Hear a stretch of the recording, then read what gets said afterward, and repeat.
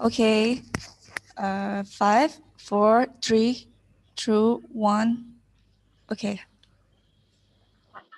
สวัสดีค่ะ Kesinee Wattanaveerachai นะคะ I'm the General Manager from JI Group from Thailand, and today we have 4 guests from all around the world. The first one is Sean Watson from Melbourne, Australia. The second one is Will Hackney from Australia, Melbourne as well. The third one will be Aaron Belbasis, which is coming from Dubai, which is very early in the morning for him. And the last one, we get Dr. Amarnath Chegu from India to join us on the session today. Today, we will talk about digital transformation. So we will be sharing a lot of information. Hope you will enjoy the sessions. I will pass to you, Sean Watson.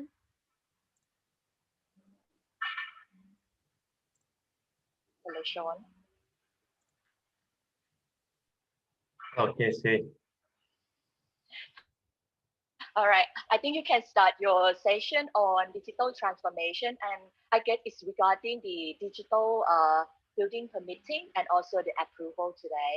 I will pass the screen to you. Thank you. Thank you. So just let me know if you can see the presentation okay, please. Yes, I can see it clearly, but still not the main screen. Okay, so I'm seeing your control screen at the moment. Yeah, Sean, if you just do the drop down on swap presenting screen, it should flip it.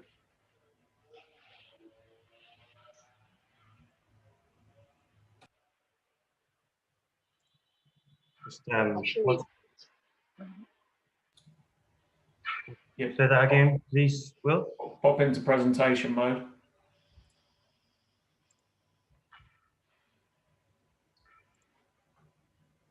Yeah.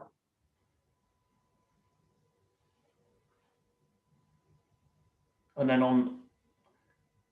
on the other screen, you should have, where you've got notes and things, you should have a drop down. Not finding that here. Just a second. So we'll stop sharing this.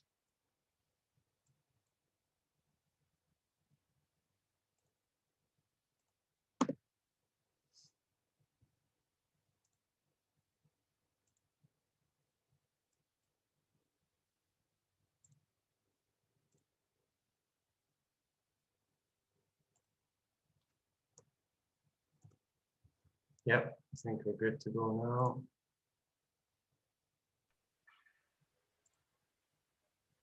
Okay, I think, yes, it's coming. Thank you, Sean. So yeah, sorry about that. Thanks for the help there, Will. It's always good when you've got a team support. So yeah, I'm actually based in Dubai, and part of my role at Aurecon is involving BIM advisory services. So I would like to present some ideas that we were involved in the municipality's attempt to introduce BIM into the government advisory services.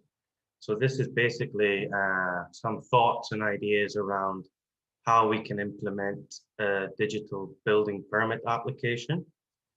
And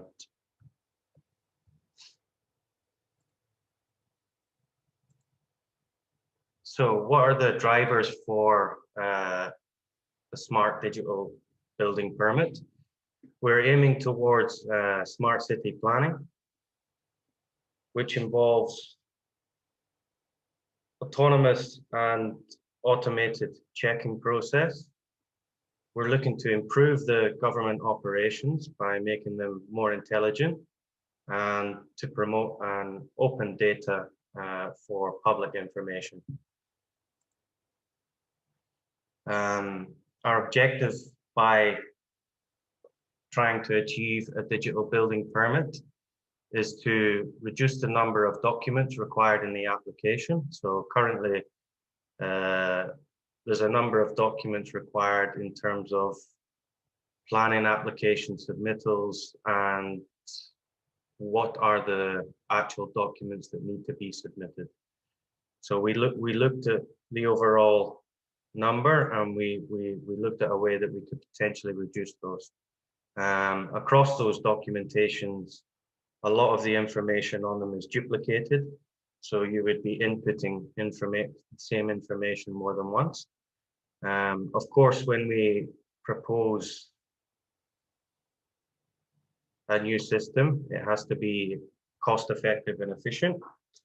And we want to minimize the impact to existing practices. Also, a big objective was to implement the ability for predefined checking against basic rules, and hopefully give a bit more clarity on all these objectives as we move through the presentation. So just to give you an overall idea of the roadmap we took to looking at defining a digital building permit was, first of all, we had to define the municipality information requirements. Then we would take those information requirements and apply a building data structure.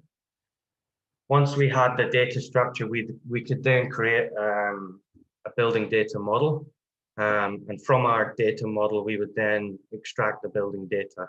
Once the data is extracted, we would then validate it, and the validated information would then be integrated into the permitting system. Once we have the information in the permitting system, we can finally populate what we refer to as the building card. So it's the final card that's basically an approval of the building by the municipality. It outlines the building usage and the building type, that type of thing. You may have something similar in Thailand. I'm not 100% sure, but this is particular to the Dubai region. So when we talk about defining information requirements, we have to really, our thoughts have to go towards what are the level of information that we can expect to receive within a planning application for us to extract that level of information. And the recommended stage for submitting a planning application is, according to the REBA plan of work, we do across the industry, there are different methodologies followed, but this is quite an industry standard. We would normally receive a planning application at spatial coordination stage. So the information that we could expect to rely on within that data set is essentially that the spatial objects or areas are all coordinated and finalized correctly. Okay. Beyond that technical design, it would be difficult for us to rely on the information we receive at the recommended planning application stage.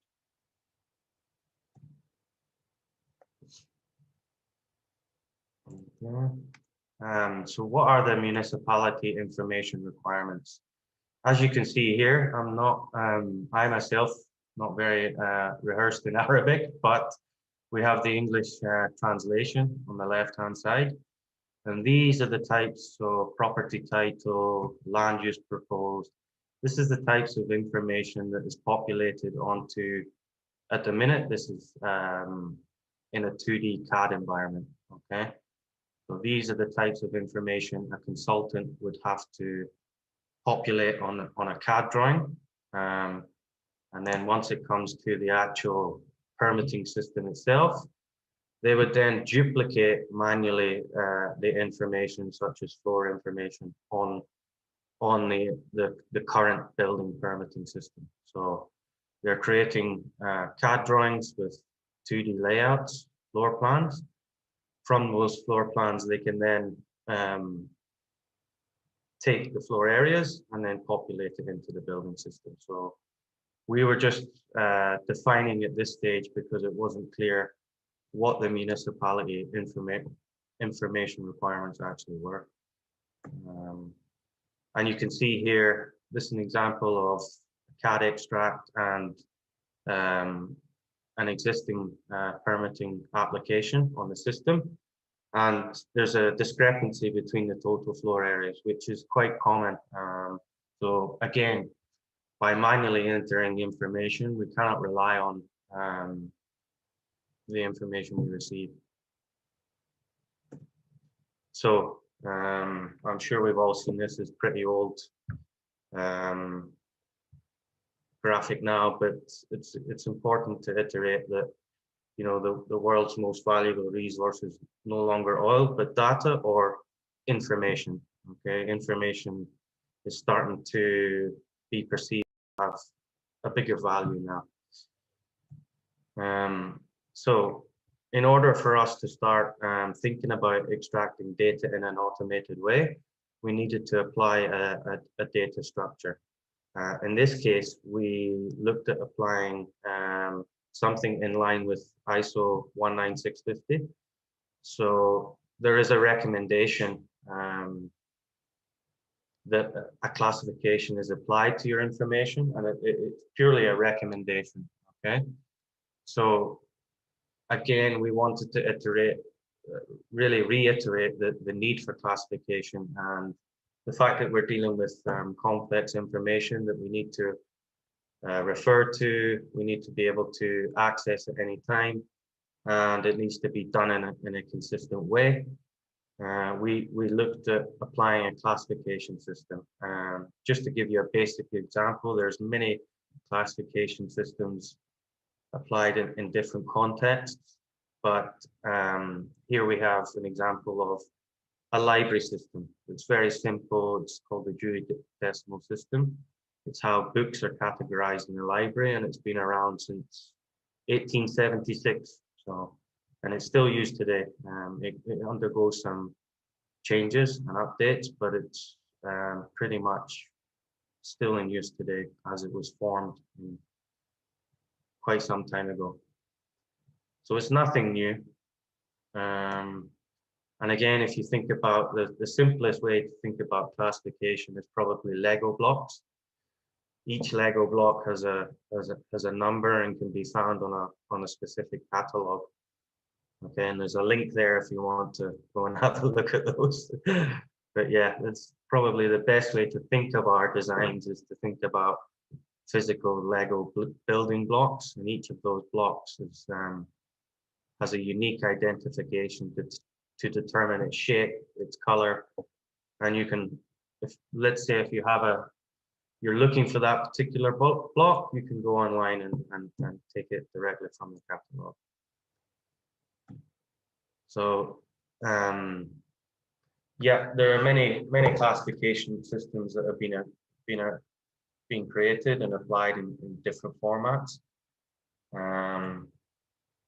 Just to give you an example, currently today we have in different regions, we have, for example, Uniclass in the UK, Omniclass, Master Format, and Uni Format are used in North America, and then in some areas in Northern Europe, we have some other classification systems that I've noted there. But it's important to, I guess what we're trying to reflect here is there isn't a single building classification system currently.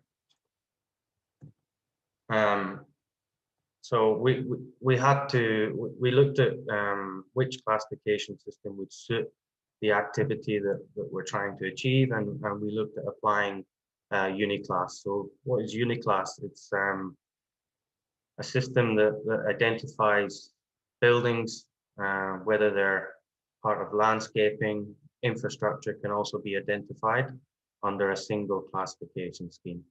It's basically a hierarchy suite of tables. So, and it's flexible enough to accommodate future requirements. So the company maintaining Uniclass is the NBS, and they're continually updating and releasing the new updates. So it's held and managed by the NBS.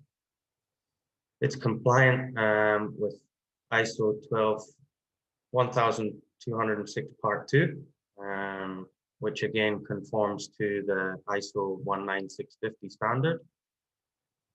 And it's also a database of, let's say, general terminology that can be applied across many regions. Just to give you an example, the hierarchy would go a little something like this. So at the top, we would have a complex. You can see an example here. This is a holiday village. We would refer to that as a complex. Within that complex, we have entities. An example of an entity shown here would be a restaurant. And within that entity, we would have spaces. So within the restaurant, we would have a toilet. So that's the hierarchical simplified form of how the data structure works. So I've simplified it very much there, but it probably gives you an overall idea of how the data structure can relate in a hierarchical form. So if we look at Uniclass, how can we apply it in our documentation? We take a simple example here of a villa. We've classified the space information. So a guest bedroom is a particular classification for lounge. Again, another classification, living room, for example, a separate classification. So that allows us, by using a classification format, to identify the main usages of each of the spaces of this particular entity. Okay. And I wanted to show you a video, basically how the MBS have taken classification and expanded it, not just into simple spatial areas, but also identifying many other building objects. I think this video is probably the best way to explain it, demonstrate it.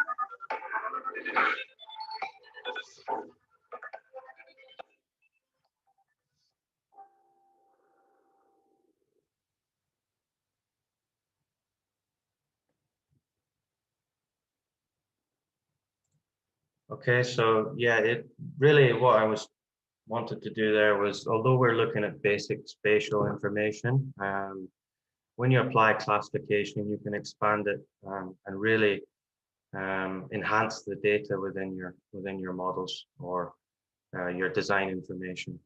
Okay, and you can see here, we just wanted to demonstrate an overall workflow in terms of how we can reduce the time spent in a permitting application.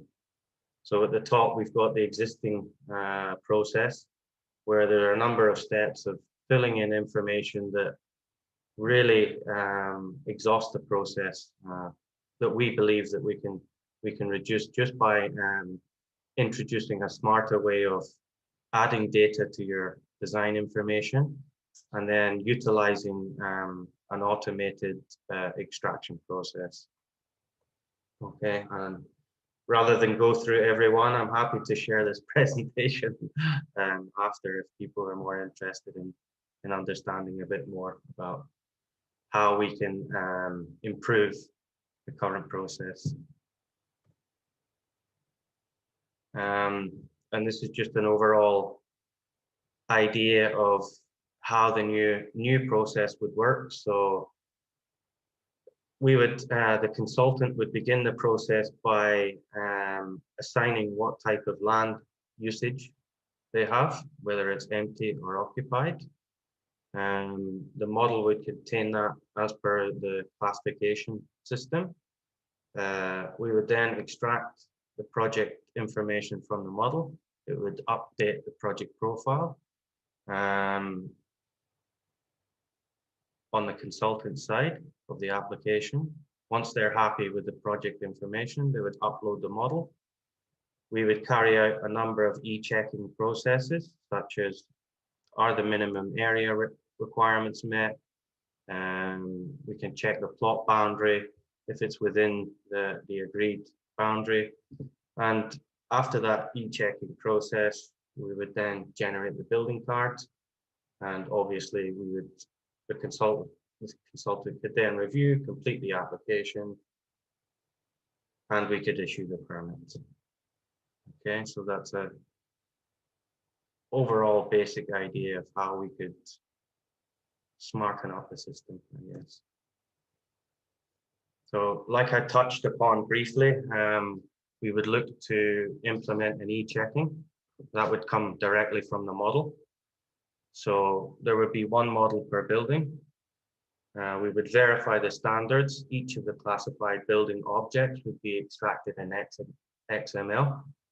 The building card would read the XML and retrieve the mapping from the database to populate the building card. So we would understand what are the space usages, and from the classification system, we could retrieve exactly those requirements. We could then validate the drawings against the configured checklist, and then we could generate the building cards and give a result on the e-checking. Okay, so whether the minimum spatial areas are met, we can then give the feedback to the consultant, and they can review their design and resubmit accordingly. So in summary, what are we trying to achieve by having a digital building permit and to avoid the 2D CAD manual input? We're trying to achieve a single data entry for building information, so avoid duplicate data entry. The information can be held in a multiple of file containers, so that can be a drawing, it can be a model, and it can be a multiple of. I think importantly, most importantly, we're introducing a common language. So we're not having our own interpretation of what each space is. We can have a common understanding and a way of accurately defining those. The information that we extract when we automate it is also accurate. And we can integrate some basic defined rules and regulations for checking.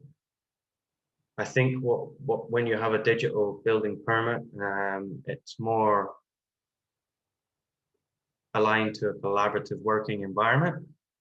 And also by introducing this method, we believe that it's a somewhat medium uptake in terms of what the consultants have to do.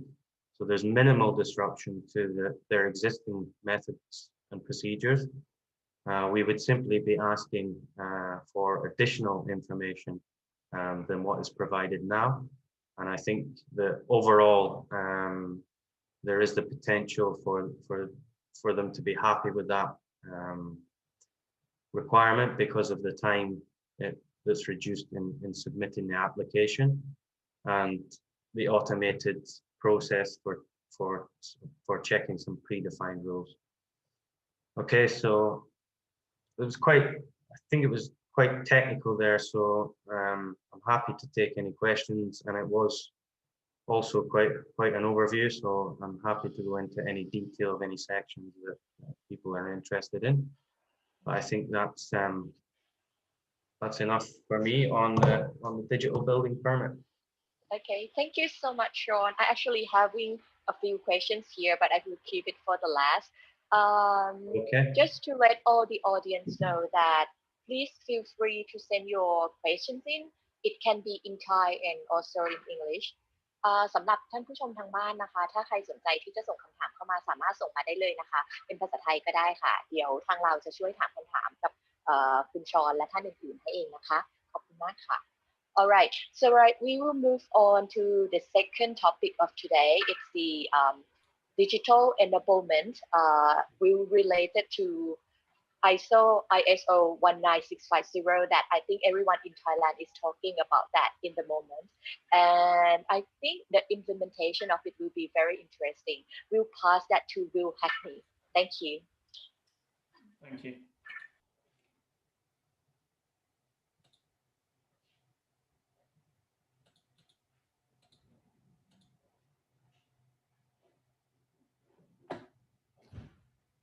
All good. Hello all and welcome.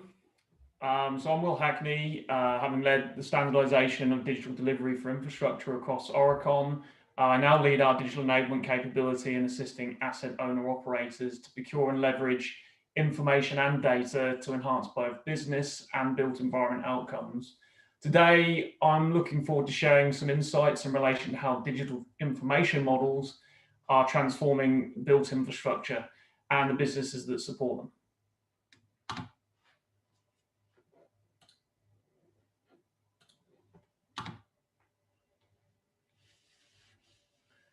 So there are many words describing how digital information and data can be managed and utilized to inform decisions, enhance reporting, and bring new insights to our built assets. But I'm urging you all not to worry about how we label this and to focus more on some of the key foundations which enable you to build the required capability. I'll be talking about information modeling and information management, standardization, and collaborative working. But first, I'd like to start by providing some highlights from some recent industry research we've led here at Aurecon. So earlier this year, Aurecon conducted research with business leaders and futurists from across the globe, looking into the issues and opportunities around digitization and highlighting the possibilities created by digital ways of working now and into the future. So what did we uncover in relation to the importance of leadership in the digital space? Well, organizations are struggling. They're grappling with the complexities, with 9 out of 10 businesses telling us they've faced some sort of challenge in embracing digital. And this is largely due to decision makers lacking understanding and a need to show immediate return on investment and cost, which I'm sure many of you can relate to. Now a quick look at the Digital Horizon insights as part of our Digital Futures research. The research also told us the majority of survey respondents do not feel their organizations are prepared to thrive. In fact, more than 1 in 2 respondents believe their organization is at best only somewhat capable of thriving. Our findings reinforce the need for C-suite leaders, executive leadership teams to own and drive digital strategies for optimal results. As we know, there's opportunities to connect strategy, performance, revenue, and return on investment are much clearer in organizations with the relevant business processes and the process owners identified. So now just a very quick look at the final chapter of our Digital Futures research, and that's into your digital decisions. So in terms of actually implementing a digital strategy in relation to physical assets, organisations are struggling and decision makers are lacking understanding of the challenges and the opportunities, which is a major contributing factor. Now, the definition of digital, which I touched on briefly ago in terms of different terminology, is quite narrow and not shared across their own organisations, typically with responsibility siloed and not owned at a leadership level. So these are some of the challenges that we look to line up and assist our clients with. The now mindset's also prevalent, and organisations are missing opportunities to move ahead on the digital curve.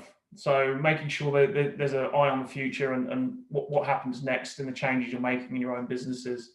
The majority of survey respondents do not feel their organisations are prepared to thrive, with many moving straight to implementation without thorough discussion and planning in place. So engaging collaboratively within your own businesses to build a plan is essential. Now, I just wanted to share another form of research that we conducted last year. We also looked at the future trends in terms of what particularly Australians really want from the future of transport. So I just wanted to share that as another key trend we're seeing. As you can see, amongst more than 1,300 people having been asked to set their minds to 2035, the most significant priority was in relation to convenience. One of the key findings was the need to balance the demand for convenience with a better outcome for the environment. A digitally enabled built environment would certainly go a long way to managing that balance through design, construction, and into operations. So what does this all mean for our industry? We can see that there are many macro large challenges facing the industry of tomorrow, but also some more immediate challenges in relation to transforming businesses and the workforce that make up our industry.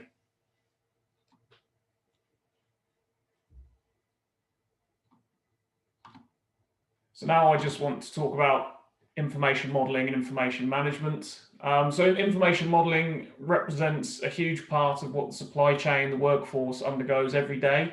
And you would have seen and heard of many examples at this conference. But this needs to be underpinned by good information and data management, more importantly. Now, the Sustainable Built Environment National Research Centre here in Australia, Research Project 2.5, was led by myself as industry leader, alongside many industry partners, including government, academia. And this highlighted the importance of establishing a robust asset information model by managing requirements and delivery of asset-related information and data. And as you just heard from Sean, what that entails in terms of classification, structuring data about built assets is very, very relevant and important. But there are many challenges that still exist in relation to managing the ebb and flow and ultimately the reconciliation of information between various projects and stakeholders. So as you can see with the diagram here, that notion of you may have lots of projects of different scale and complexity generating new information that ultimately needs to be aligned with and connect back into the broader information and data for your existing assets. So that's a real challenge that working with clients.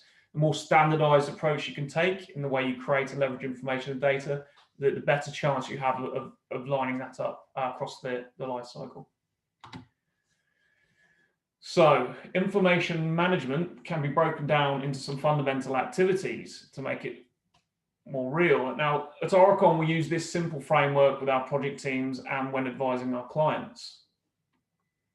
Now, of course, the production of information then expands into a whole range of a vast range of activities relating to gathering, generating, analysing, and communicating with design, construction intent, and operational intent. This is often the main focus of industry when a balance should be struck between the production and the use of information over the way it is governed and managed. So getting that balance between, I guess, the management of information and data and the creation and leveraging of it. So as Aurecon, we recognise the importance of having a standardised and well-managed approach to such activities. So please take a moment to enjoy this short video to highlight some of those examples.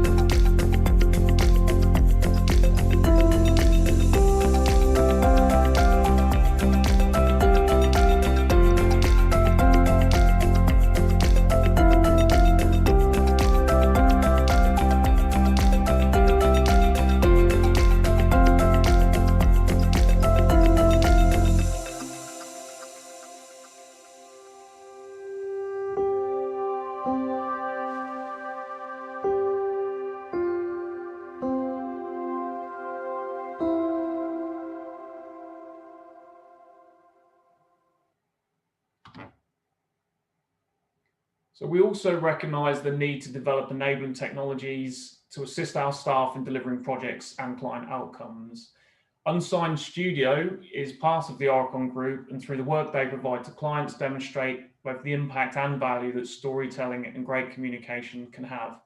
And they assisted in much of the work you just saw in the video there.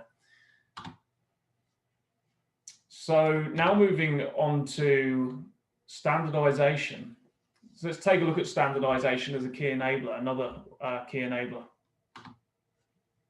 So all businesses have the challenge of connecting their various departments and business drivers, which becomes particularly challenging when faced with engaging with a broad and complex supply chain in the industries that we operate in. And one of the biggest challenges is breaking down silos and creating a community of leadership and practice across and within your own businesses. Now, further insights from recent Sustainable Built Environment National Research Centre research with Aurecon identified 3 key areas that would benefit from improved standardisation. Now, these include defining asset information requirements with clear ownership of those requirements, also consistently collecting asset lifecycle information and maintaining it, and then finally, the ability to consistently transfer asset information between parties and across the asset lifecycle. So a key milestone for industry recently was the publication of ISO 9650, Sean previously mentioned. And this is effectively an international view of what good looks like for managing asset-related information. I want to say managing asset-related information, again, think of that framework I spoke about previously around planning, procuring, production, control and exchange of information. Now it's founded, ISO 9650 is founded on the UK BIM Level 2 framework and now covers the whole of asset lifecycle, as well as introducing a security-minded approach to asset information and built assets. One of the current challenges is how industry can realise both an open and collaborative approach whilst maintaining a security-minded approach. So as another key challenge for asset owner operators that we're helping navigate through. So if you haven't read ISO 9650, you might wonder what's in the box. Well, it's obviously all about information management for built assets. And some key areas to focus on include the definition of information that's required, the planning of information before it's actually produced or procured, and the phased delivery and exchange of asset information, which could actually represent quite a step change internationally around the controlled and consistent exchange back and forth between asset owner and their supply chains. And these activities occur across the asset lifecycle with a continuing focus on the transition between projects and into operations. So again, a lot of these challenges reside in getting that consistent and controlled initiative exchange of physical built assets and a digital version of those assets from projects into operations and maintenance. Encompassing geometric data, non-geometric asset data, and documentation, BIM is really about a verb. It's about building of information models in a purposeful and collaborative way. Now, in August 2019, I led the business to become certified to ISO 9650. And many tier 1 suppliers have or are also seeking ISO 19650 certification. And even RTA in the Middle East have gained certification as an asset owner operator recently to send a real signal for the level of international quality and consistency that clients are really looking to expect and contribute to as they have a key role in this information management framework. And I just wanted to share a bit of the story behind that, in terms of why and how we got there. So how did we get there? By first having a clear digital strategy for our business and clear leadership around that digital strategy and implementing and building capability. You can see in the photo here, our Chief Digital Officer in this photo. And this photo was taken in our office in Brisbane, in Queensland. And it's of the attendees for the annual Digital Exemplar Forum. And this runs every year to connect, capture, and recognise what great looks like from across our own business in the digital delivery space.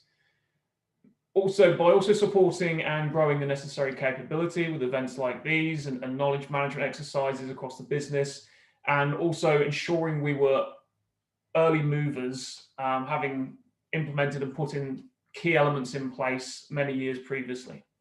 So I'll talk to a few of those. So one of the key elements to achieving certification was we engaged our quality team front and center from the start, and established our own internal auditing program for ISO 9650 compliance. We developed a suite of enablers for the business and projects to implement consistently and in line with our approach and interpretation course of ISO 9650. And that's something that clients really look to take on board, is to understand what it means to them and their businesses and their asset portfolios, which is very different to being a designer or constructor in the supply chain.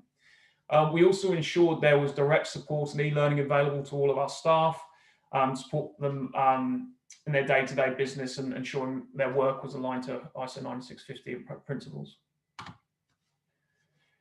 So I'm really proud to have had the opportunity to lead Aurecon's ISO 9650 certification, and actually for us to become amongst the world's first to get certification, backed by our years of capability and business readiness planning. So this leads me to reflect on the practical trends relating to information production and management across the asset lifecycle, which I'd like to share with you now.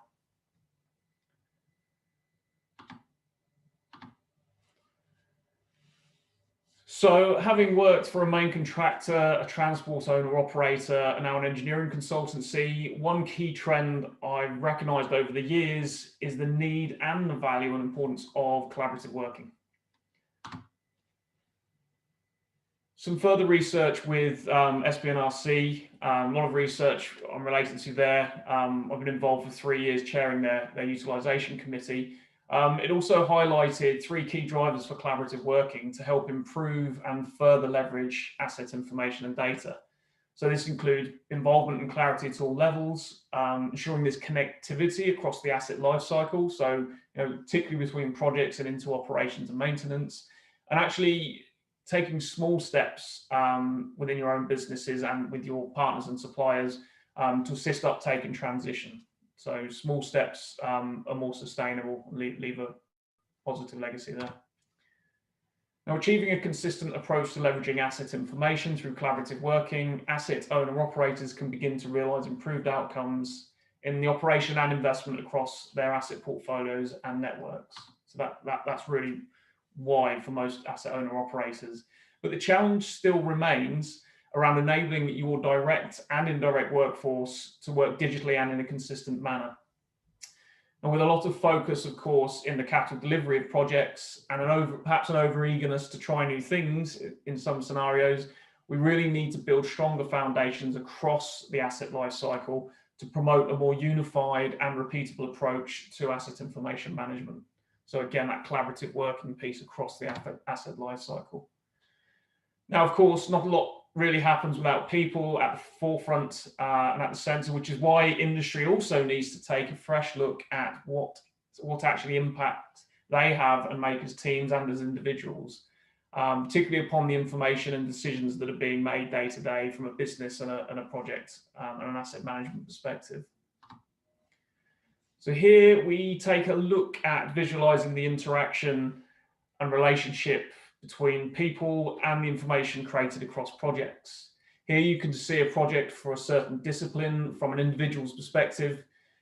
Then we see the other projects they have worked on, and this is being drawn down from a database across many projects.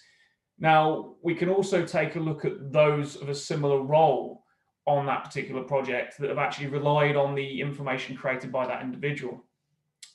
So this really starts to tell the individual's contribution and story around information and data. And clearly much of the workforce do not perhaps appreciate the real impact they make and contribute in terms of the information they create and in terms of the information that others rely on. So we're finding that the human and personal perspective of information, data, and the footprint that people make day to day is really important in that change and capability space. So let's end by talking about the 3 C's being challenge, configure, and clarity. Digitalization of your own businesses is about challenging current ways of working. Organizations that are asking the right questions and configuring themselves properly to look outwardly as well as internally with their own businesses are the business of making significant headway. Those reaping the benefits also have clear shared understanding of what digital information and data means and clarity around the ownership of it within their organizations, both the processes that support that and data and information itself. There is cultural change, bridging of skills gap, and importantly, they are looking into the future to create opportunities for new revenue and better social and economic outcomes. Organizations that are ahead on the digital curve have moved past the hype around things like big data and enabling technologies, and they realize the importance of finding the right information and data to understand the process of it, to get it, how to manage it, and how to leverage it to support their business activities.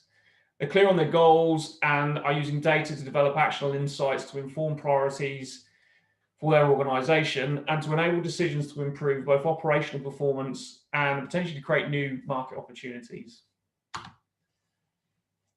I'd just like to end with a quote from a sci-fi science fiction author to remind us why we must work together to design a better future by saying the future is already here, it's just not evenly distributed. Thank you for your time. Thank you so much. I think we have even a lot more questions, but I think we will move on to the next session because we're running a little bit late. So the next one will be passing to Aaron on digital future technology vectors. Thank you, Aaron. Thank you. Thank you for everyone for joining. My name's Aaron Belbasis, and I am the Future Technology Leader within the Digital Futures team at Aurecon.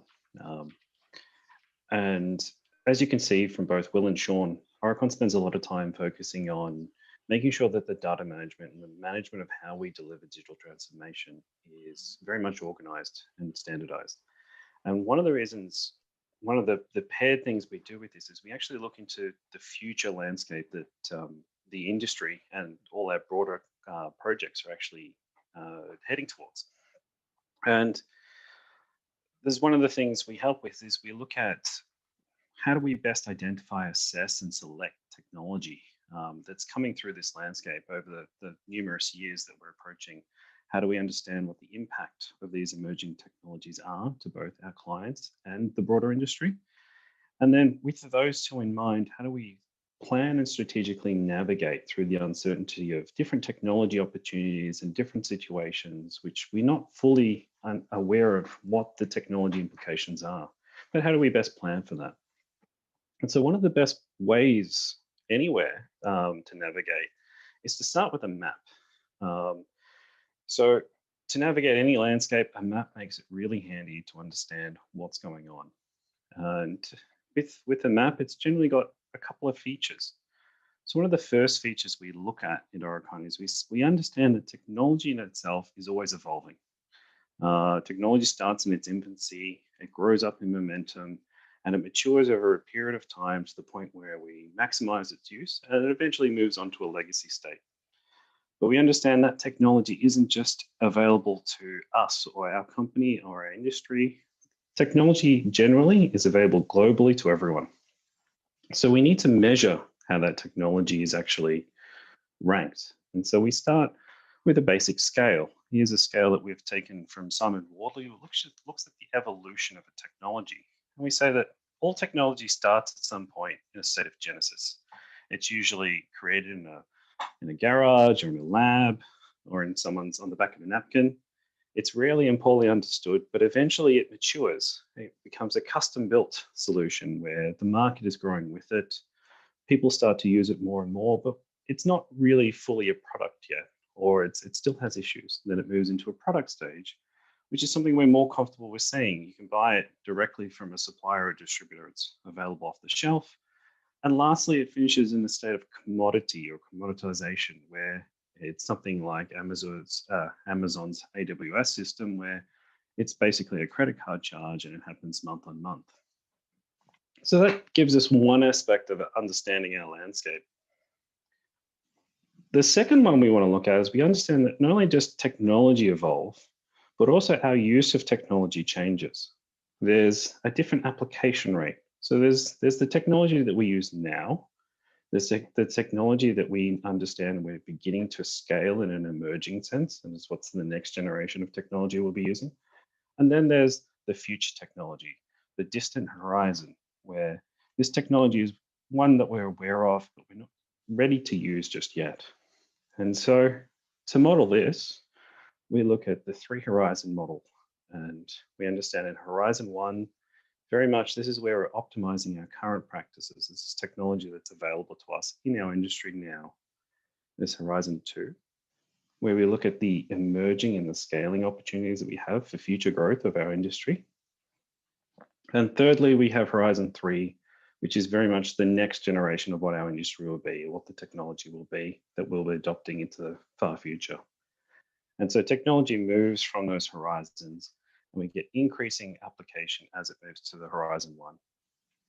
So when we bring these 2 scales together, we can actually build our map, and we can say, on the left, we have our horizons, and on the right, we have our technology evolution, which allows us to look at a range of technologies on this landscape and actually look at if I want to move or if a technology is transitioning from a distant horizon to our horizon 1 and evolving, those 2 components of both evolution and application give me a direction or a vector, which we call the technology vector.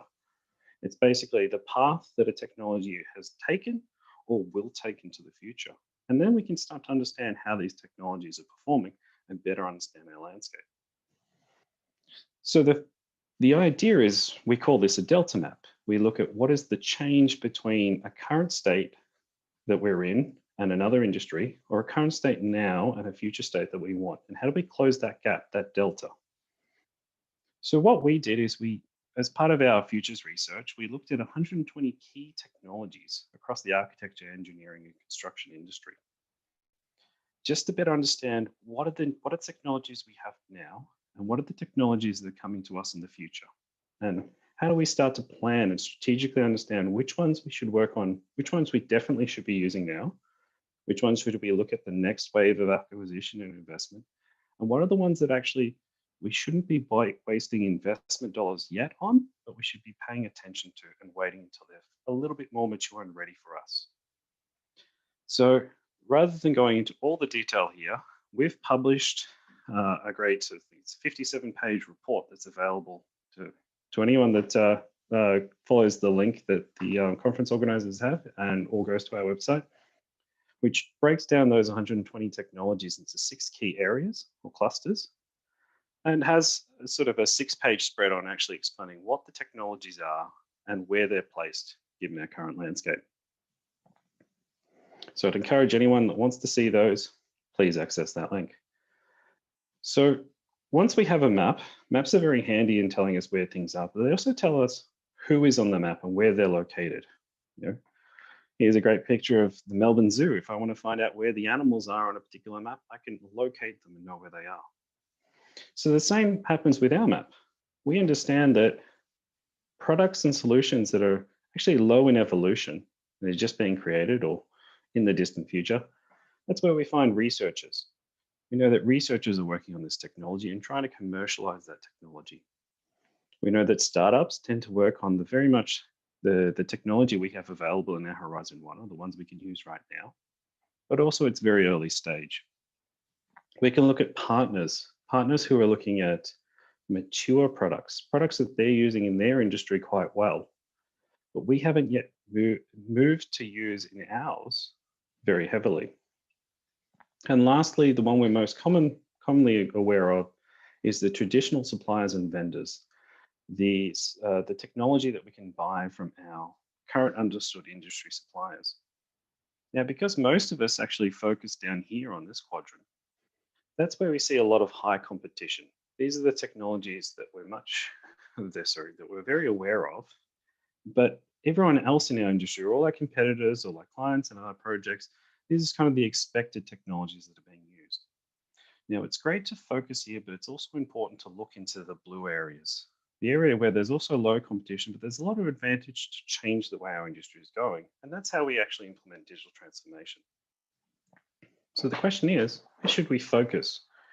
Where should we look now as people within our industry wanting to see the best digital transformation that's possible? So if we return to the 120 technologies here, we can see, and I've colored them here for ease of visualization, we can see some main clusters that we can focus on. First, we can focus on the business as usual opportunities, the technology that we can buy right now. There is no reason we cannot access them, apart from maybe your own internal finance restrictions, but these technologies that are available to us within our industry, and they're ready for us to use directly. These are the kind of technologies like cybersecurity. As we move more into a digital transformation, cybersecurity becomes a main component of what we need to focus on. We know that we have mobile devices now that can go on site and capture information. We shouldn't be using pen and paper anymore. These systems are technology, it's a form of technology that allows us to expedite our digital transformation. BIM, which is very heavily talked about in this conference, is a unification and standardization of this information in our current business as usual sense. And lastly, we can look at other things like prefab and modular construction, which we know if we shift to a new way of working, we can actually expedite the period or shorten the period of some of our construction projects.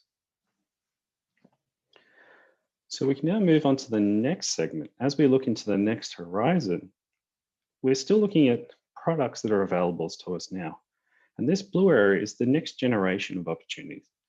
These are technologies that they're actually available off the shelf or very near ready for us to buy directly.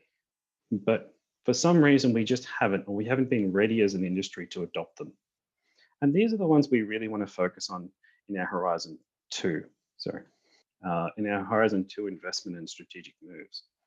This is where we look at very much things like UAV data capture, so the use of drones, where we're not just using cameras, but we can use thermal, near infrared, we can use radiation sensors or different kind of sensors on drones to capture information critical to our sites.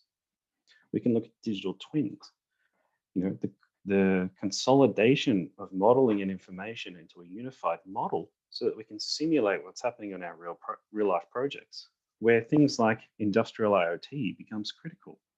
The idea to have real-time information from our projects feeding the digital model. And as we start to bring more digital transformation into design processes, we can do solutions like computational engineering, where what we're doing is we're creating 100 different variants of a project. And at the same time, it would take us to design one, but we can tailor a project to be optimized to a given goal. It can be the cheapest, the fastest to construct, the most environmentally friendly, or the one that's going to win the most amount of awards. And lastly, we can start to see there's a lot of machine learning and AI coming into everything that we do. And technology like object recognition for video footage and actually feeding that in for site vision and other things is something we're very much seeing now coming very close to our Horizon 1 business as usual solutions. Then we look at another area, which is a little slice of the map, which represents where we can actually focus on collaboration and partnership. These are technologies that are not yet ready for an organization who's a little bit risk adverse at moving too much into early stage technology, but really is thinking ahead, very much forward planning and understanding that if I can control these technologies, I'll have a great competitive advantage in the future. So two great examples of this is autonomous vehicles, semi-autonomous vehicles at a level 4, and large-scale 3D printing. So it's important for organizations in the industry to start thinking about other technology from other industries. And autonomous vehicles is a good example of that. So we know that whilst they're not directly on our roads now, within the next decade, we're going to see more and more autonomous vehicles driving around. That means that the bridges, the tunnels, the buildings that we're building now and the roads are going to last 50 years. So within the span of our projects, we're going to have to incorporate the use of this technology. So rather than moving in and actually becoming the masters of this technology, This is where we look to partner with industry partners and collaborators and work with them to better integrate a technology into the precincts and the developments we're doing now becomes future ready. We can also look at the 3D printing of concrete. So technology that started as a desktop plastic extrusion system has now moved up to large-scale construction solutions. And whilst it's not yet as we can see here, it's a middle-of-the-road custom-built technology, very soon it will be part of what we do as an industry. We'll start to move with that prefab and modular construction. There'll be a larger construction element of large-scale 3D printing. And whilst we don't need to invest too much capital into that now, we want to better understand how this is going to disrupt or better still complement our working methods.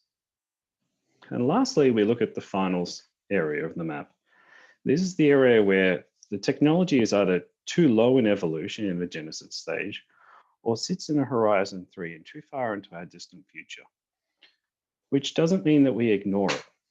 It's best for us now to understand that we want to pay attention to what it will do to our industry into that future. So we know things like the much hyped urban air mobility or flying car services that are coming are still quite distant away. But the same thing, if we're building a building or we're constructing a building that potentially will have an urban air mobility vehicle land on the top, we also want to consider the fact that do we need to have an elevator that goes to the roof rather than the top floor?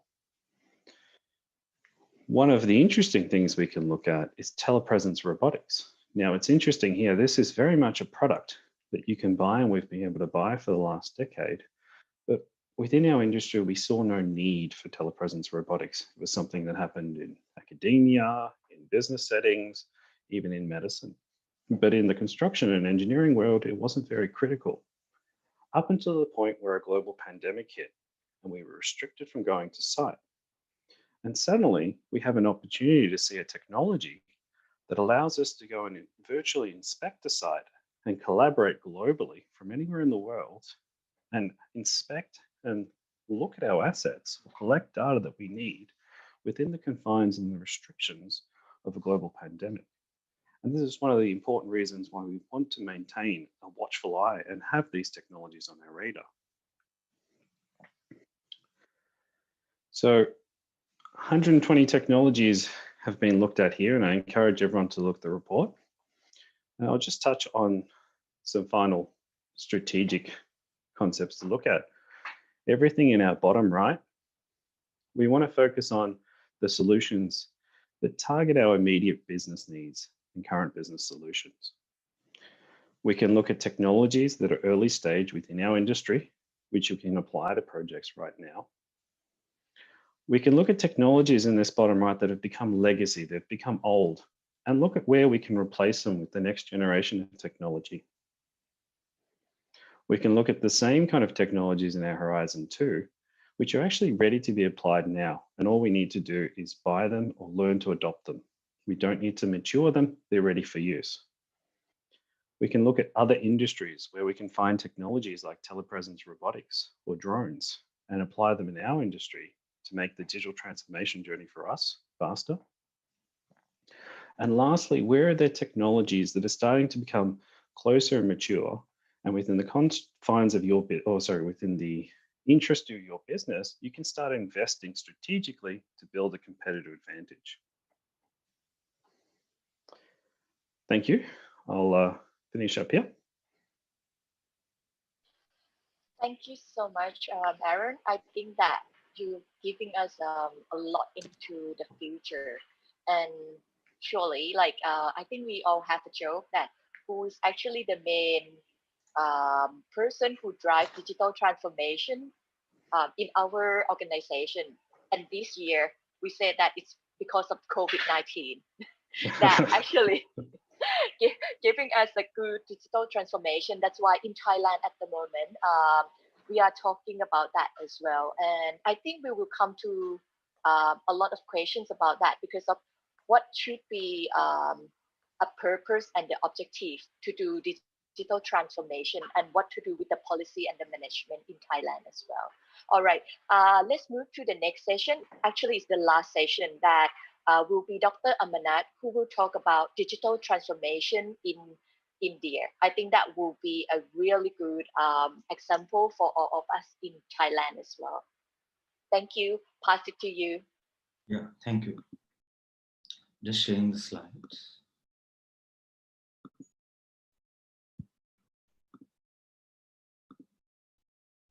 Okay.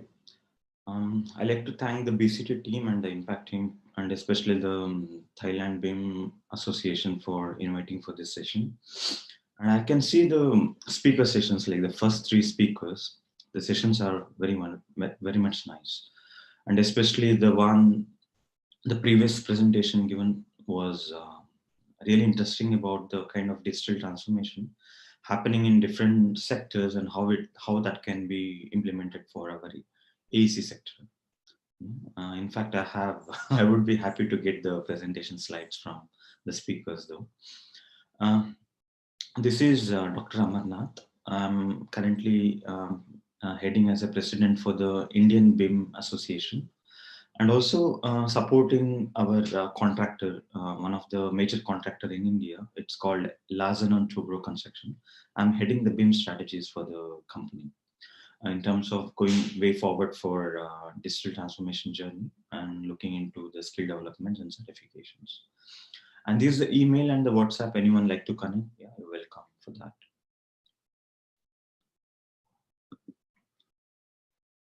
So some of the topics maybe has been clearly briefed by the previous speakers. I may not go deeper into those topics. When we say about BIM, it's building the information into the model. That's all about the data management. So how do you manage the data across the life cycle of the projects? That's the key thing comes into picture. And the rest of the efforts from the people using the technologies all will be aligned. But how you manage this data and the people who need the data at the right time, will they be getting that? No, it's all about project information data management. So when we say about BIM, when you say the project, it's a timeline. So you start planning the projects and then the conceptual model, then the definition, then the design, then the build and commission, then you're handing over the projects and then the operations. And during this phase, you have 3 categories of items, which is graphical, which is about the level of visualization, non-graphical, which is about the parameters of about each materials, and the documentation in terms of installations or documentation, whatever. So all this data keeps on increasing day by day from the stage 0 to stage 7. And the number of people getting involved for adding the data and using the data keeps on increasing. And it becomes a little bit challenging when you don't get the right data at the right point of time. The RFIs gets more and the project get delayed, and people may not have on the same platform to understand, are we on the right track? So that's the key reason where the BIM comes into picture when compared to the traditional approach. And when BIM is coming, there are different other new things coming in, how it can use it for design phase, what are the benefits it can get for the construction phase and the operation phase and demolition, recycle, and the overall project management perspective. That's where the latest technologies, equipments, and new skills and competencies and new methodologies comes into picture, and also standardized way of implementing projects comes into picture. And we all know the concept of LOD. I don't want to go deeper into that, but different countries had different terminologies. Some people say level of information, level of detail, level of information development, level of development, level of accuracy, information accuracy levels, different way of defining. It's all about to what level the data is maturing. And as you can see here, from the stage 1, it's like LOD 100, where the client consultant discuss about the projects and get the information, and then do the basic conceptual model, and then do the work in progress model with LOD 200, and then design intent model, and then the construction model, the fabrication model comes to the construction, and then the handover, and then the maintenance. And even with respect to the object development makes a lot of difference, because some countries do have an ecosystem where the product manufacturers have built their object libraries so that the design team can use it. And some countries are still not built that ecosystem where the object libraries are available directly for usage. And that may be one of the challenge and need to be addressed at the stage one to understand how to move forward. Looking into the global trends in BIM research, I do see that there are few people asking for what's happening globally in the Q&A. This is one of the research I've done in 2016. You just need to go to Google and say BIM research, you'll find the first article in there. And this was done by exploring the research and developments happening in 70 countries, and to look into what's happening, what kind of trends has happened from past 3 decades, because VDC has started 3 decades ago, and now it's moving further for BIM, and then more people want to use it as a digital twin and then use it for overall project management. And this journey is nothing but the digital transformation, which is our key topic of today. So what has happened in past 3 decades for now what we're using? Now, we are today in our scenario, we are speaking about the drones, robotic stations, and laser scanners, and also 100 to 200 softwares minimum from 20 to 25 software vendors dealing with BIM. And whatever the standards we see, there was initial organizational standards, then came in the national standards, and then came in the global standards, where we today are speaking about ISO 19650 and so on. So how these changes have come in and how this BIM is addressing different problems in the life cycle of the project. Now, this is the research which has been performed in 2016 to understand the kind of trends in all these areas and which countries have kind of development on what areas. Looking in a little bit deeper, so if you see in the Nordic countries and a little bit of US, they are more focused on software development for the BIM. And some of the countries like UK and a few other countries are more focused on the policy development or standardizing the implementation process. Some of the countries like Gulf region, they're mainly focused on implementation. They have the softwares, people, money, they bring them on board and get the projects implemented. And that level of implementation works happening. Some of the countries like India and few other developing countries, they're currently focusing on providing the BIM services to the global sector, because they have a good manpower to support this kind of services. And most of the global companies pitching for the Indian project for the support to get the modeling services, drafting and documentation, coordination jobs, and so on. And few other countries focusing on the education and event, XYZ things. So when the efforts of these sectors and also few of the researchers from different background from the design or the construction, they know what is the current problems in these phases, and they try to address that with bringing that data into the model and using it for further. This is how the BIM has been evolved from the past 3 decades. And today what we are seeing is not a completely matured BIM. There's another 5 to 10 years which would take for a complete for level 3 BIM, whatever we say as integrated BIM to happen, where all the divisions like design, construction, operation, project management, client consulting, and certification, everything happens through the cloud platforms. And all these agencies participating in the project are BIM aligned, and all of them are able to work from different locations following the global standards. And all softwares are software, vendors are providing software as a service. For this to happen, it will take another 5 to 10 years for sure, globally, if you're looking at. And this is the way forward. And we are looking into other industries like aeronautical, mechanical, and few other industries, how they have digitally transformed, and trying to apply that for our construction sector, which was lacking a lot in terms of transformation before. And if you are interested about this, you can pitch into that article. Just Google BIM research, you'll find a detailed research where we have classified 1,000 to 2,000 research papers on these lines. And you can select the research area and you can find the research papers and also get a clarity on what is the kind of journey in different countries. Looking into the BIM adoption efforts worldwide from the public sector. And we all know this is most of the time, the transformation happens when there is a client push to the big level. And until and unless the clients are mandating, only few companies go for the transformation. And when companies, they understand the benefits and returns that they can gain from implementing BIM, then without even the push from the clients, they automatically upgrade themselves so that they get ready for be competitive in the global sector. But in the past 10 years, there's a lot of mandates coming in different countries.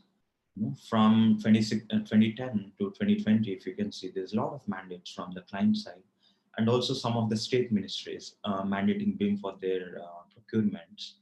And this has brought a lot of digital transformation happen in a quicker process these days. And India is not exceptional. In most of the client authorities are also mandated BIM, especially for airports, metros, some of the infra projects and smart cities, building sector, real estate. There's a lot of mandates coming in for having the better project delivery. And it will take a long way to have a complete transformation. And looking into the standards and guidelines, like if you go back the way 15 years, you will see at that time you had organizational standards, like each of these countries, if you see NIS from US, it's NIST and NIBS and Mass Port Authority, Construction Industry Council. Each of these agencies in other countries had their own standards for implementing the BIM. And today we have a global standards which is coming up, which is ISO 19750, and also other BIM standards from ISO, which will be helping you for data management, soft landings, and XYZ things. Looking into the global trends in BIM education, the most important thing for the products to be delivered with BIM, it's the education. No matter this education is happening in the academia or in the corporate. So both of these are education for the existing people to change from the current skills and competencies to the necessary skills for delivering the projects. This is another research which I performed in 2017, where I had got a clarity that more than 20-25 countries have the BIM in their education curriculums. It may be for an architecture, civil, mechanical, electrical, computer science, for management, real estate, law schools. And initially it was more of a single discipline learning, and then it became like multidisciplinary. And people then look into collaborating with universities in different countries, and then they bring in the real projects as a case studies to work on together, so that they understand how people from different countries can work together for in a real scenario, so that they will be get ready for the actual project implementations. I mean, currently it's with the kind of COVID coming in, even the education system is transforming very fast. There is no other way for them. Everything need to be done online. And also the BIM implementation is happening much faster pace than the previous. And also most of the tech vendors are now focusing to make their softwares as a software as a service, make it on a cloud-based solutions. And I could say for this kind of AEC industry now, with respect to that transformation, it's a good push with respect to COVID. But there are also some drawbacks if you are going into the real site implementations, and there are some issues which is currently need to be addressed.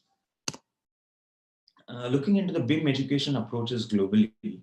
So when I say about the education, which has to be a key initiative to start implementing anything, until we are educated what it is, and even the top management or the key policymakers know what is BIM, what it can bring for me in the projects, what is the investments, what is the return on investments, what kind of skills is required for the professionals.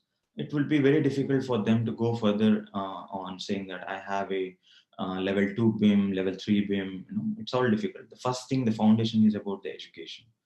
So when we say about the education, how it has been influenced in different countries. So different agencies have put in different levels of efforts in different countries. Like if you can see here, there are 5 categories.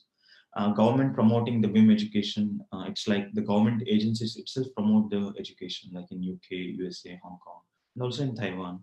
Like the ministries do the funding for developing a basic foundation courses, and it's open for everyone for learning. Like it's a right to learn.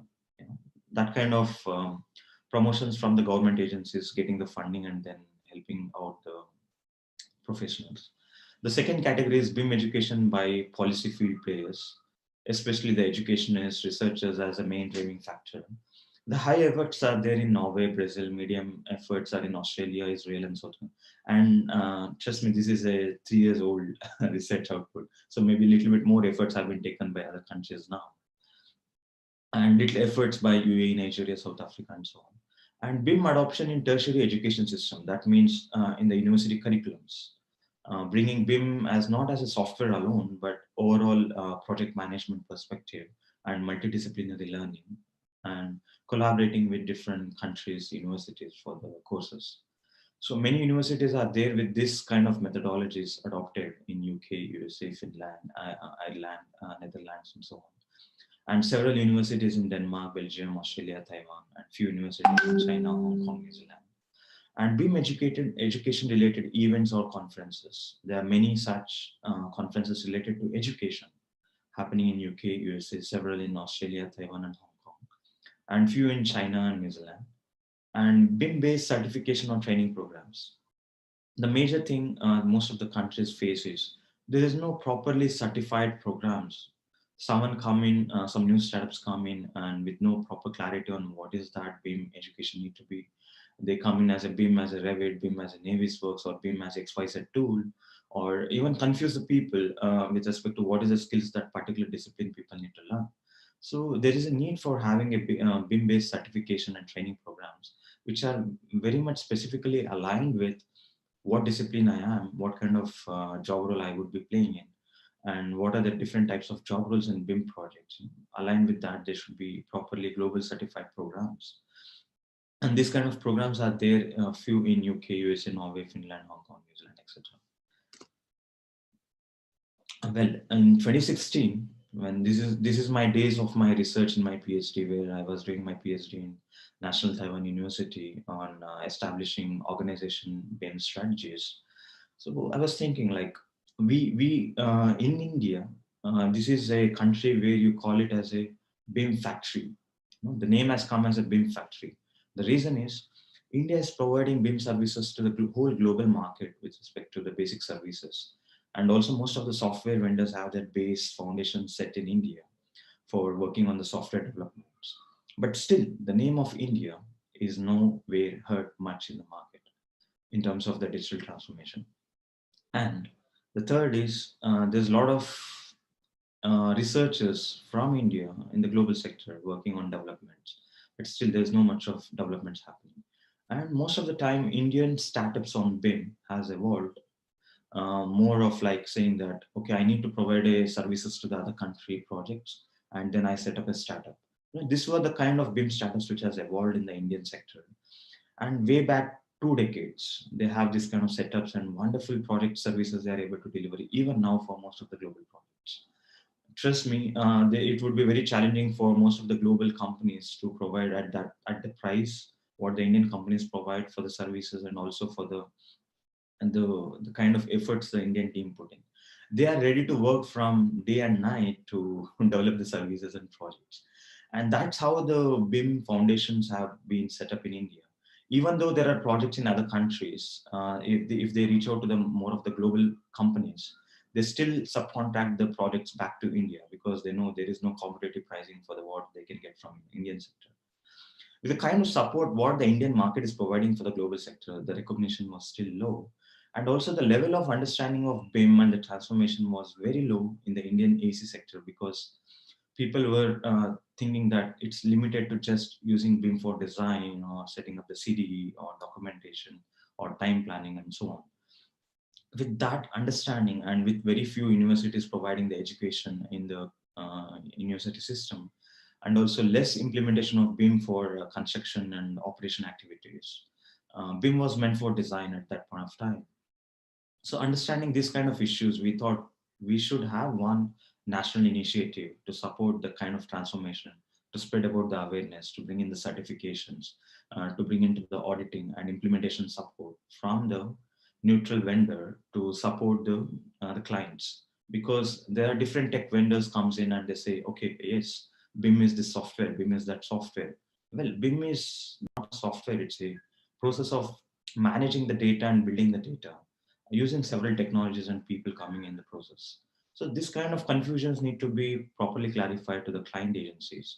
So we had several, include more than hundreds of sessions as an awareness, reaching out to the academia, reaching to the industry, reaching to the policymakers, reaching to the global events, to say about what is required in BIM and what is the kind of curriculums you need to develop, what kind of trainings are required, what kind of certifications, what level of strategies need to be set. That level of working we do through the national initiative. It's open forum for all the participants to look for collaboration with the Indian AEC sector and within the sector. Looking into the BIM developments, we say BIM field players, right? So how does BIM actually get implemented? It's not just by the industry people using the software. It's not just by the tech vendors providing the software solutions. It's not just by launching ISO or XYZ guidelines. There's a need of proper collaboration between the people who develop these policies, people who use these softwares and work on the real projects, which is process field, and the technology field players to come together, understand what are the ways to bring these three things together and make the implementation. And we strongly believe that when these three divisions come together, only the market level maturity comes in the picture. And looking into this concept from past 4 years, we are building the community into these four categories, for these three categories. And so that we make them realize and we bring them into collaboration with other divisions so that they can collaborate and work together. And with this kind of national initiative, we were able to bring in a lot of new startups which are supporting the services. And this is the kind of impact of having our national BIM forum in the Indian AEC sector, which supported in a big way for digital transformation. We were able to activate the tech industry, policy, academia, research industries to collaborate for digital transformation. For me, it's all about people and change management. You may have hundreds of softwares, hundreds of standards, hundreds of people ready to work. The key thing is change and making the people realize the returns, what BIM can bring for them. If people can realize that, then there is no need of push. It's all a pull factor. So people will automatically align with it and try to work on that. So for us, the key challenge is change management. For that, a lot of awareness sessions are happening. India was recognized as a BIM factory, as I said to you, and now with the awareness sessions of focus of managerial and strategic directions, building the leadership level teams who can handle the projects which is happening within India for the Indian companies. Better diffusion of BIM in the academic curriculums. Before, the universities used to think BIM is a kind of trainings that need to be provided in the corporates and nothing to do with academia. And now, day in, day out, one or the other university come in and ask for, hey, well, I want to diffuse BIM because it's a kind of requirement for the industry now. What is the way we can adopt it in the curriculum? What is the kind of curriculum? Can you help us for certifications? And this kind of queries are coming in a big way now. Connected services providers and clients for better BIM project delivery. There are several clients who need a services, and there are several service providers who can provide the services. But the clients cannot know who is the best service provider, and the service providers know what clients need. We were able to connect these kind of levels. And there are several young population in India. I can say India's young population is the highest in the global market, which is between the 20 to 30 age group. And the major thing what they miss is the direction. So what is my direction to go forward? What is the direction for success? And also candidates with a research focus. So we were able to connect them with the global researchers, professors, academicians, and so that they can look in for their higher studies and research and so on. Overall, connecting the dots of the service providers and aids to mature the Indian AEC projects. And we're also way forward with our Bureau of Indian Standards to activate the national BIM standards or develop the annex for the ISO, these kind of things, and also certifications. And this is the importance of national BIM forums. I can see that day in, day out, there are new forums coming in. I can see at least 30 plus countries have their own national forums now. Just 2 days ago, we had a BIM forum Brazil discussions, and recently UAE BIM forum got formed, Nepal BIM forum got formed. So different countries are taking up a national initiatives, because whatever you have, building smart and other things is more of a neutral agencies, standardization. But what need is a change management. It's a voice of community that need to be built. And that can only happen through such national forums. And in coming days, we are also working on the global forum initiatives, where we can bring in all the forums and come together to support each other in terms of developments and growth. And when you have such forums, it works as a common and neutral platform for tech, policy, and process field players to collaborate and plan initiatives supporting digital transformation. And India is a large scale of young population, as I said, directing them towards the right path was performed through a lot of awareness sessions, and day in, day out, these things are happening. We share them what is the latest development trends in the global sector so that they get aligned with what's happening globally. As a national society, we had activated the BIM diffusion through the first we focus on a bottom-up approach by spreading the awareness 4 years ago. And then we, after 1.5 to 2 years, we worked on a top-down approach, influencing the clients and policymakers. And currently we're working on a middle-out approach for the industries. This is a kind we are currently working on the national initiative. We were able to create a community of professionals of BIM consultants who can support the organizations with trainings, events, audit, certifications, and BIM services at a neutral level, rather than saying I'm part of a company. This is an NGO. So it works more of a neutral body, which will be able to be more trustworthy for the client side. Looking at the BIM, the initiative, several other forums were initiated on the same lines, and the kind of coming into the global transformation, it's all about people management and the change management, which is a key focus which all of us need to have. And these are some of the issues what our India has faced for adopting BIM in the sector. This is a research which I've done in 2017. Well, this is the researchers which have done in 2016, 17, 18. But now we are working on that. So we did the research and now we are trying to address them day in, day out. So we had got the responses from all these sectors, all these regions, wherever you see here the names. The experts here were connected and we were asking them for understanding what are the key concerns with respect to BIM adoption in industry and also with respect to BIM adoption in academia. Reached to both professionals and the academic experts. Then with a proper dedicated research done, we got a clarity that these are the actual problems which our industry and academia is facing. And we have categorized them under 9 subheadings, if you see. For the industry, the blue one, the first one is technical barriers. The softwares are expensive, right? But there are also softwares which are free.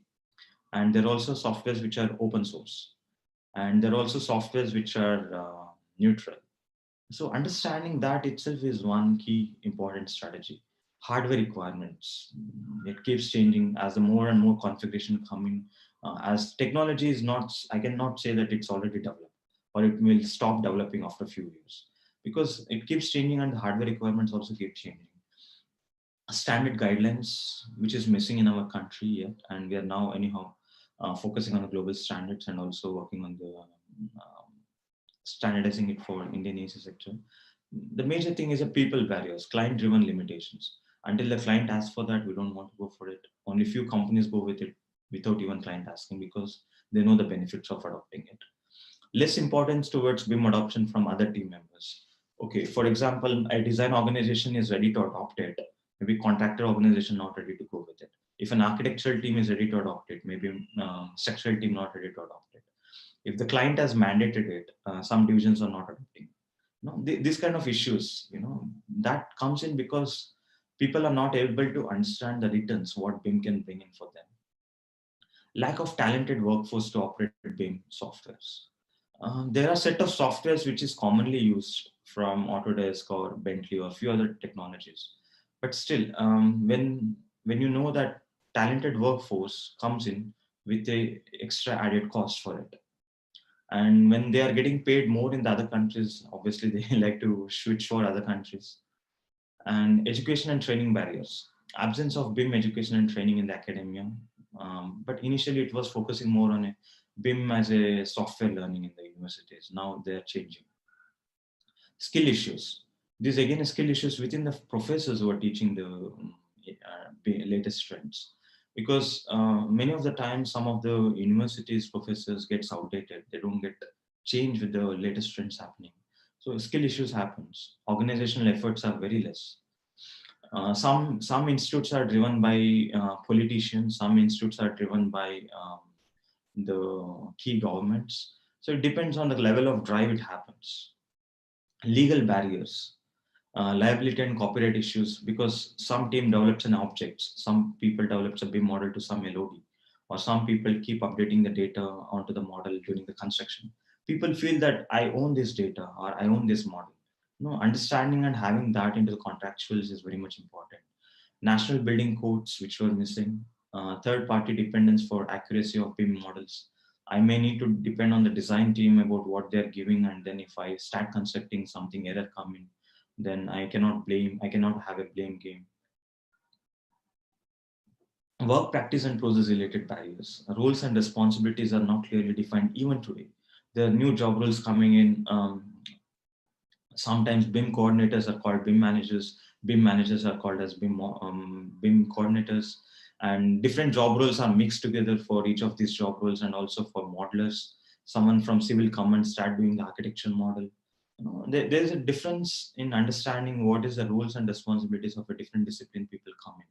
Change in practice and use of information, inefficient regulatory, commercial barriers like insurance, capital for investments. Because first, if I say go with BIM for any organization, first is what is the investment? What is the percentage of the project I need to put in for investment for BIM? This is the first question for any investor. But if you're not able to address that properly, then what is the returns that you're going to get after investing? It becomes a little bit challenging for bringing in the BIM for the projects for the organization. Key adopters of BIM, which are the design teams, will not get immediate benefits by doing that effort. As you know, the efforts are more for the design phase and becomes lesser as you go on from construction to operation. But the benefits are totally reverse. The operation teams get some more benefits, and the construction team and then the design team. There should be some properly aligning this. Maybe IPD can help on that. In academia, we have three sector people who need to address these problems. Policy field players, which are to process of introducing BIM in the AEC curriculum, resolving key issues in delivering BIM in the curriculum, initiating, producing trained BIM personnel. It's about faculty development programs, and then training bringing in the industry experts for the trainings. Technology field players, need of BIM IT laboratory facilities. Many of the universities do not have these IT laboratory facilities. It has to be set up, and it can only be set up by collaboration with different tech vendors. But what happens is, if there is XYZ university, for example, XYZ tech vendor comes and say, I want to sponsor for your IT laboratory facility, but make sure that you will not sign a contract with another tech vendor. This becomes very challenging for the university to go in a neutral way and making the students realize what is BIM actually. Need of BIM technical officers, need of standards of guidelines for BIM tool selections, process related problems, which is industry people need to solve, need for revising existing incomplete BIM curriculums. Well, the industry people need to give a clarity, like this is what I need the skilled professionals once the students become a BIM ready graduate, these are the skills I need from them. Then accordingly, the curriculum can be revised. An initiative to reduce the weak ties between industry and academia. As I know, there's a lot of weak ties between industry and academia. It has to be worked out very well, understanding the client requirements. Teaching BIM as both technology and process in university is a key requirement. And as I said, we do hundreds of sessions reaching out to different locations. Before, it was a little bit challenging, every day it will be difficult for you to travel and then present for hundreds of people and come back. With this COVID, these awareness sessions have become easy, and sitting at the home, you can reach to hundreds of people. And no matter, on the same day, you can do 3-4 sessions. It has become much easier for spreading BIM in this time for our initiative. And we're able to reach, and many other initiatives are able to reach us, so that we're able to share our interests and their interests. Looking into the BIM jobs category, there are 3 categories, my understanding: technical, managerial, and strategic with respect to BIM. When I say technical, these are the kind of skilled professionals who can work on the BIM softwares, which may be across the life cycle. Someone use BIM software for modeling, some for planning, some for estimation, some for coordination, some for tracking and monitoring, some for safety, quality. No, you will be using more than 20 softwares in the life cycle of the project to implement BIM thoroughly.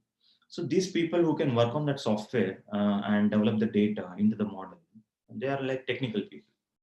And the managerial people, these people are main focus like design manager, construction managers, facility managers, project managers. Their main job role is to make sure the client requirements, deadlines, deliverables, standard way of implementing, coordination between the technical people, make this all align and make sure what client is expecting is getting delivered as per the requirements. The strategic people. So these are the people who should be leading the team or within an organization, within a project, within the market. So they should be able to drive the transformation, say that, hey, look, in this project, there's a kind of client requirements in the RFP. These are kind of BEP that need to be developed. These are the kind of job roles for each of us. These are the deliverables and so on, so dates. Strategically aligning the project, that we call it as a project BIM strategy.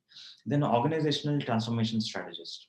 So these are the people who would look into the global organizations, what is their trends and way forward, and align our organization accordingly, setting up the roadmaps, quarterly plans, and then investments, and looking into what technologies, what equipments, what trends are coming in, what kind of skill development programs need to be generated, how can we reach to the vision what we have planned for the next 3 to 5 years. Looking into these kind of works. Market level, it's more of a leadership level where they can look into the other countries, how they are evolving with respect to policies, initiatives, education, implementations, and try to drive that in their own country so that the transformation happens. So in fact, any BIM specialist or a digital transformation specialist will be aligned in one of these job roles. And it's important to know what kind of skills and competencies we need for each of these areas. And looking into the Indian AEC sector, technical, we have plenty of them. The supply has become more than the demand for technical job roles because India is a country which serves as a BIM factory for the global market. So there are a number of technical people who can work for very cheaper, maybe 1/10 or 1/20th of the labor cost of what happens in other countries. So that way the team has developed in a very big level here on the technical. Managerial, there are few set of people. Once you become technical, you grow for 5 to 10 years. They want a better job because they pitch in for other countries and then they come back. These kind of people are almost able to reach the supply and demand now at this point. Strategic, the supply is very, very low and the demand is very high because the transformation is happening and most of the clients are mandating. That means all the organizations in the AECO sector need to transform. So they need to set up their strategies for the way forward. But the leadership level drive people are very, very few who understand BIM at a higher level rather than just limiting BIM as a software. So this is a kind of supply and demand within the Indian AECO sector with respect to this jobs category. Well, this is a short presentation from my side. We're open for discussions. Thank you. Thank you so much for your information. It's very useful indeed. And I think your presentation has already answered half of the questions that we got today.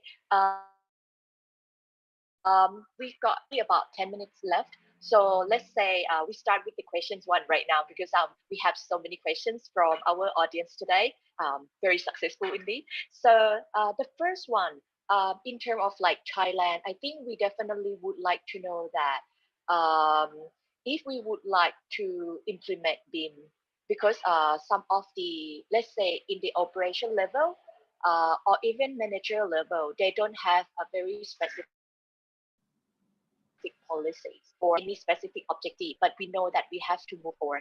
So what would you guys actually suggest how can we actually start implementing BIM in our organizations?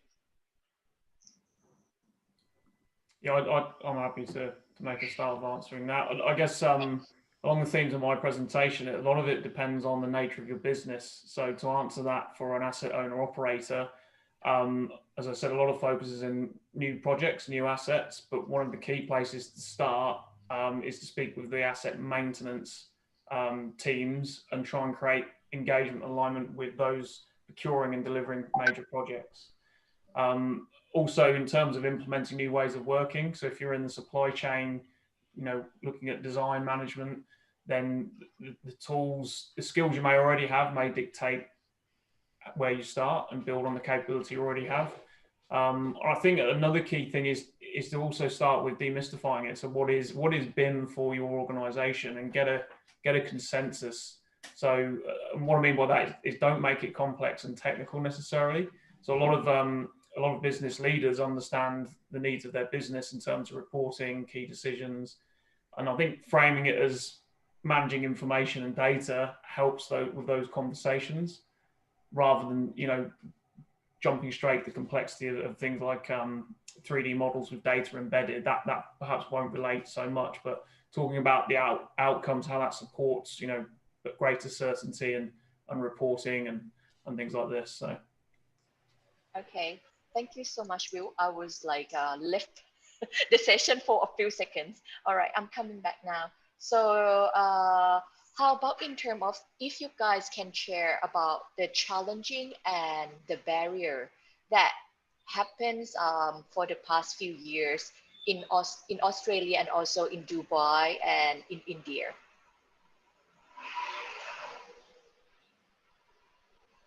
Aaron? Yeah. So for India, I've already given a brief in the presentation itself, what are the challenges we face. But to add on for this, the first thing is, when you say you want to go with BIM, there are already in the top management in the companies usually the traditional approach.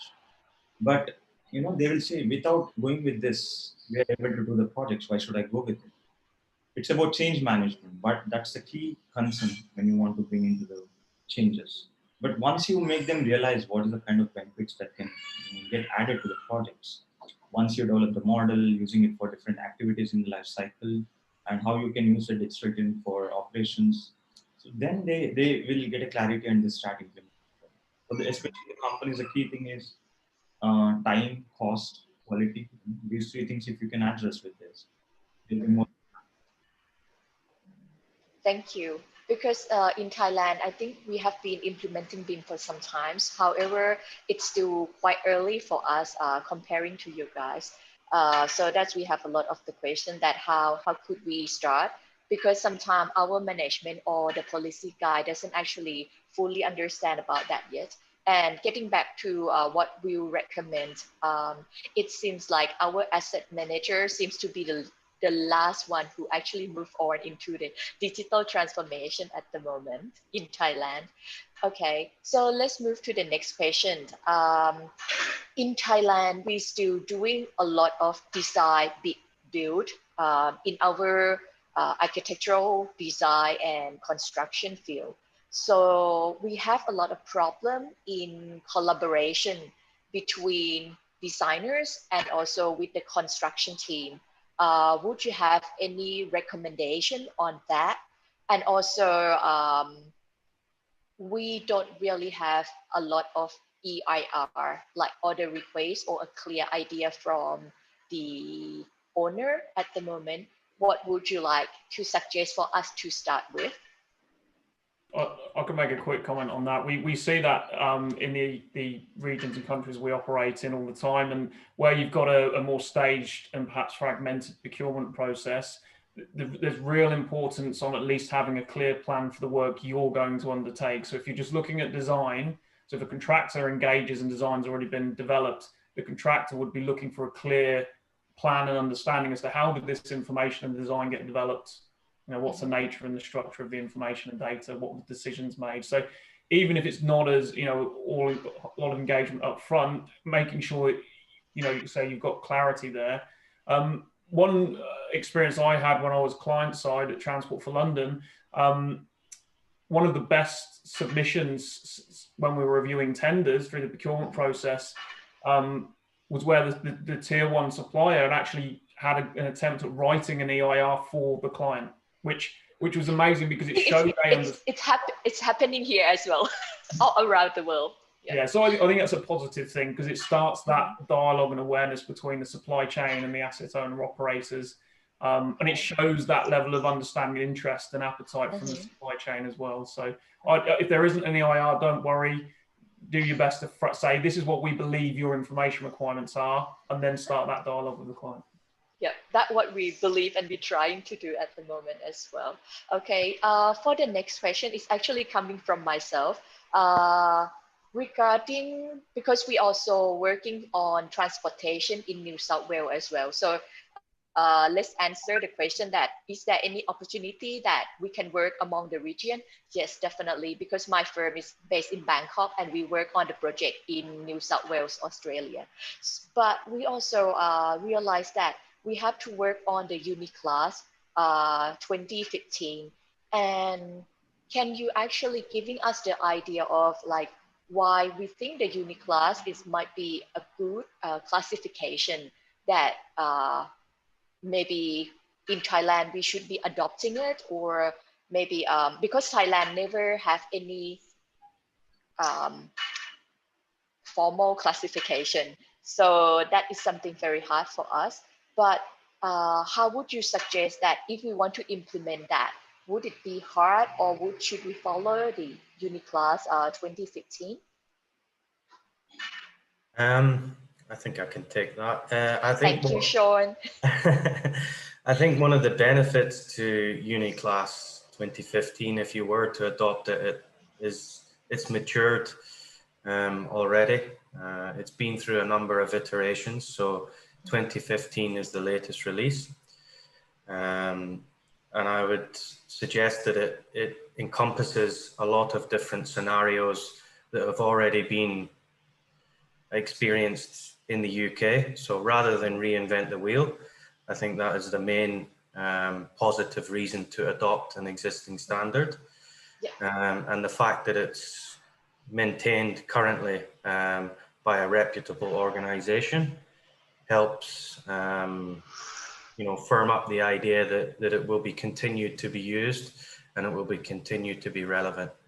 How you would implement that is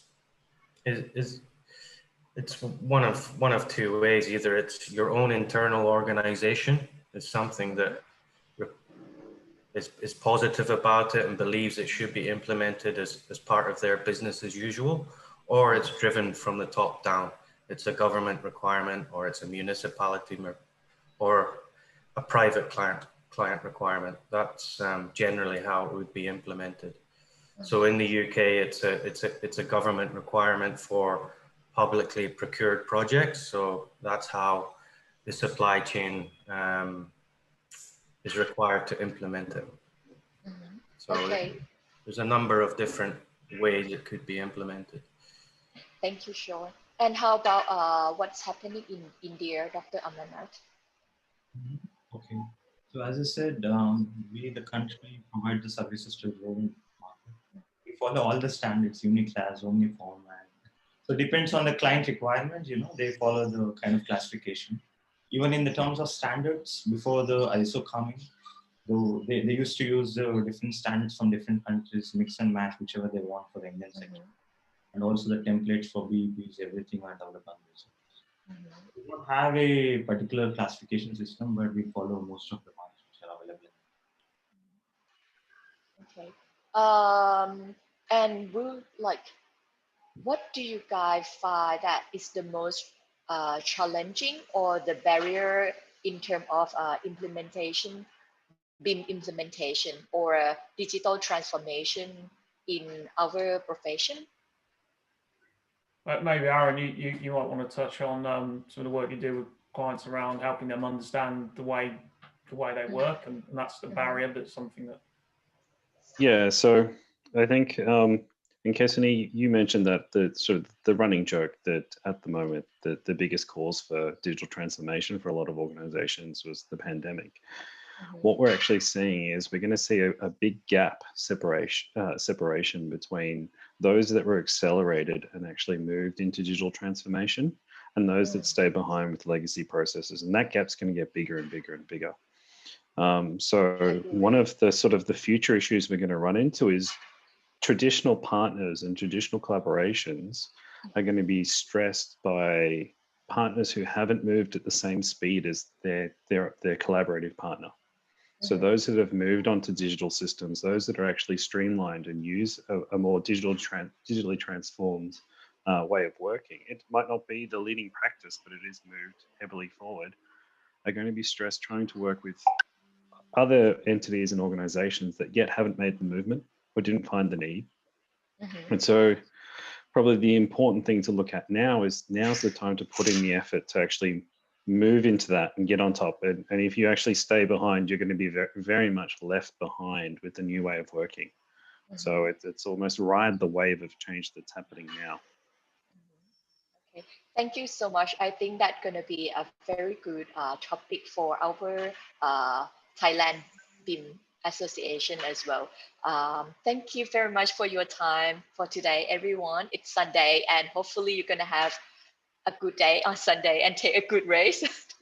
We still have more time. Hopefully you guys, like, it's pretty late in the even in the afternoon right now. So thank you so much, and thank you Impact for having us to talk on the digital transformation session today.